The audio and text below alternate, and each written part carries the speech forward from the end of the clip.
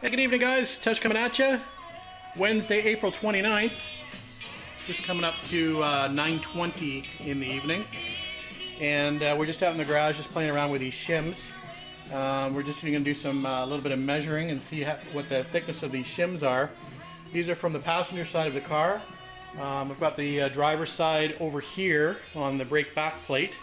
And we've got the bag of extra shims. So all we're going to do tonight is just measure those shims for thickness and record them, and then we're just going to maybe build a couple of shim packs that are similar for the left and right hand side of the car, or driver's and passenger side of the car, and we'll play around with those probably tomorrow after work when we get home. So we're just going to do a little bit of research tonight and just record some measurements, and then we'll play around tomorrow. Alright guys. Okay guys, we've done our measuring. We've got it all recorded. We've got 6 extra shims that we've recorded and we've numbered. And we've labeled and numbered the ones that came out of the car. So anyway, we're going to go do some figuring and see what we come up with as far as numbers are concerned. There's the end float spec from the manual. So 0.004 to 0.006, that's inches, or 0.102 to 0.152 millimeters. So we'll figure something out. Alright guys, happy Friday. Back out in the garage working on the 60 TR3. And we're just making up some shim packs. We left off, I think the last video, we just done some measurement on the shims we have available. And so now we're going to make a couple of shim packs, one for the left side, one for the right side. And we're going to install them, and we're going to check end float on both sides and see where we're at and make adjustments as required. So we're going to start probably with the largest shim, which is number 6 here, which is a 0.86 mil, and I've got one up here that's a 0.79 mil, or 0.79 mil.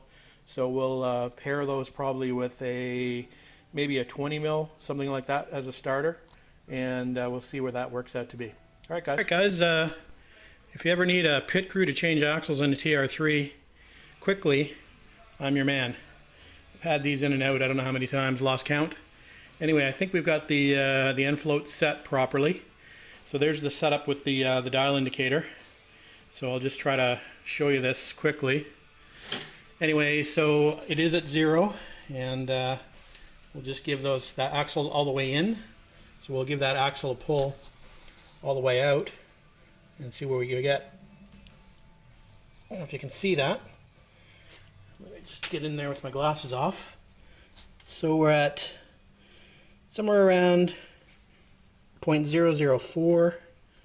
If I pull a little bit harder, I can probably make it up to 0.005. So if I have a look at the manual again, we're looking for a specified axle end float of 0.004 to 0.006. So I think I'm okay. I'm going to check the other side to make sure it's the same. Hopefully it is, and if it is, then we'll move on. We'll button it back up, throw all the bolts back in, the lock plates, etc., and we'll button it up. So we'll just check the end float on the passenger side. Alright guys, quick update. We've verified the end float on the passenger side now to match the driver's side, and just wanted to show you what I ended up doing as far as the shims are concerned. So what I did initially on the passenger side was I initially did 0.39 shim, a 0.22, a 0.15, and a 0.38 for a total of 1.14. So I ended up having a little bit of too much end float, so we ended up dropping that down to a 0.86 and a 0.22, which was 108 millimeters total. The driver's side has a 0.38, a 0.22, a 0.20, and a 0.22 for 102 millimeter total. So I think that's close enough as far as the directions are concerned. I mean, to ensure centralization of the thrust block with a cross pin, the shim packs behind both backing plates will be approximately of equal thickness. Well, I think that's approximate enough. 102 to 108, I think that's about as good as I can do on that. So anyway, we're going to leave it at that, and we'll move on to the next job after we button it all up. Alright guys, just come up to 7 p.m. on Friday evening. And okay, number 3, rear axle end float is crossed off the list, so we got to figure out what we want to do next. I'm thinking I'm going to maybe play around with the alignment and do the string method on the alignment to see what we can get as far as alignment's concerned. And after that, I might decide to do, where is this one here? Speedo cable, number 28, which is just sort of laying inside the car at the moment. So we've got to figure out the routing for that and get that fastened and hooked up. So I think that's what we'll do next, alignment and speedo cable. All right, we'll come back. All right, guys, just setting up for my high-tech alignment with the string.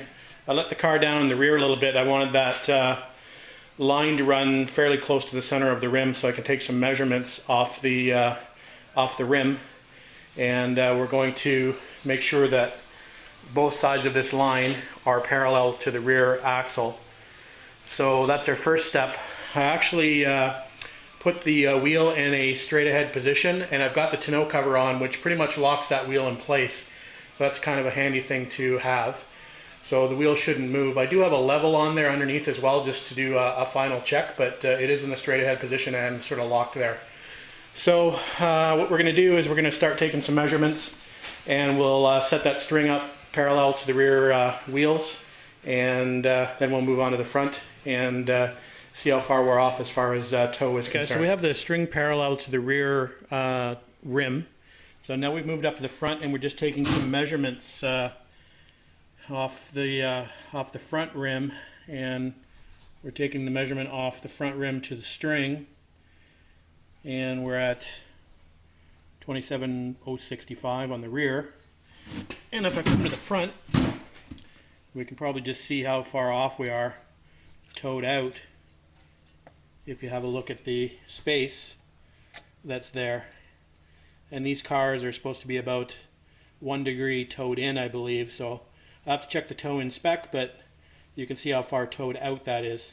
So we're going to correct that. We're going to get under the car, and we're going to turn the undo the locking nut, and we're going to turn that in and bring the front of that tire in to get a little bit of a toe in.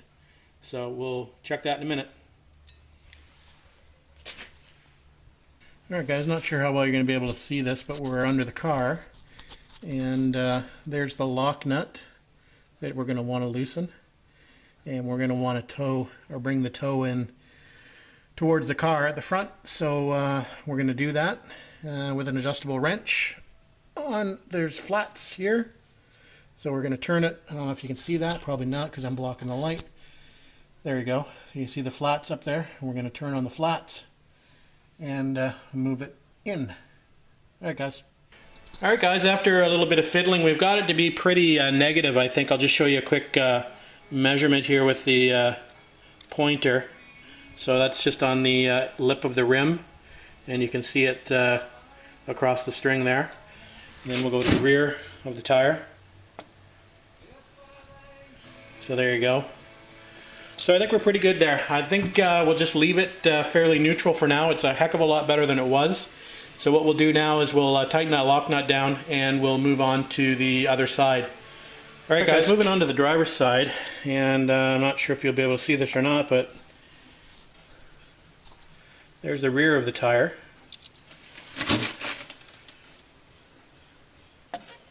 And there's the front, so you can see how much that's towed out.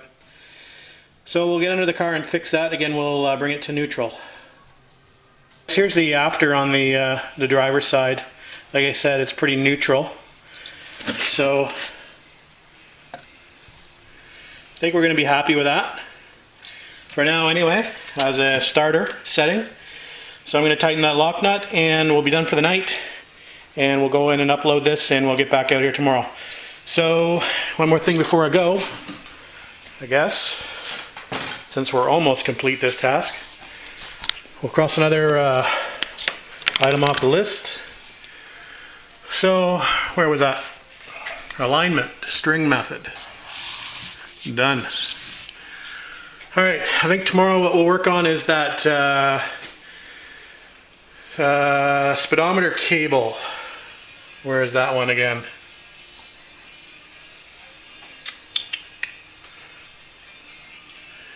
Alright, we're down the bottom, number 28, speedo cable. All right, guys, we'll get out here tomorrow and we'll start on that probably first thing in the morning. Have a good night.